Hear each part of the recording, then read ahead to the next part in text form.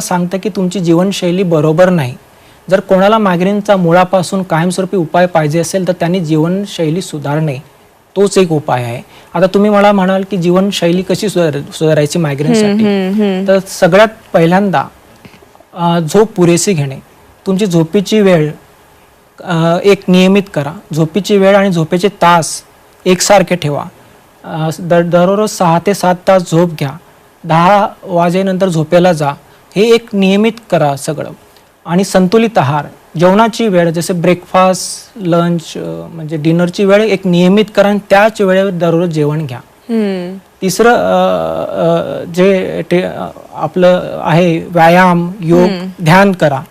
Screen time टाळा, म्हणजे mobile लॅपटॉपचा यूज कमी करा. ओके. सोबतच तुम्ही जर तुमचे ट्रिगर तुम्हाला आयडेंटिफाय करता आले, म्हणजे तुम्हाला वाटलं की उन्हात गेल्यानंतर डोकेदुखी होत आहे, उन्हात जायचं टाळा. तुम्ही गॉगल यूज करा, तुम्ही स्कार्फ यूज करा आणि लांबचा प्रवास टाळा किंवा हायड्रेशन मेंटेन करा. जे ट्रिगर असेल ते अवॉइड करायचे. काही लोकांना जसं स्पेसिफिक खाण्यामध्ये मायग्रेन होतो, जसं चायनीज फूड खाल्ल्यानंतर मायग्रेन होतो, त्यांनी चायनीज फूड खाणे टाळावे. बेसिकली आयडेंटिफाय ट्रिगर आणि तो अवॉइड करणं बरोबर आहे. एकंदरीत जीवनशैलीतले बदल करणं सगळ्यात महत्वाचं आहे, जसं योग्य आहार आणि पोषक आहार, वेळेवर जेवण घेणं, आणि जसं तुम्ही काही सांगितलं की जे ट्रिगर पॉइंट आहेत ते ओळखणं आणि त्याच्यावर काम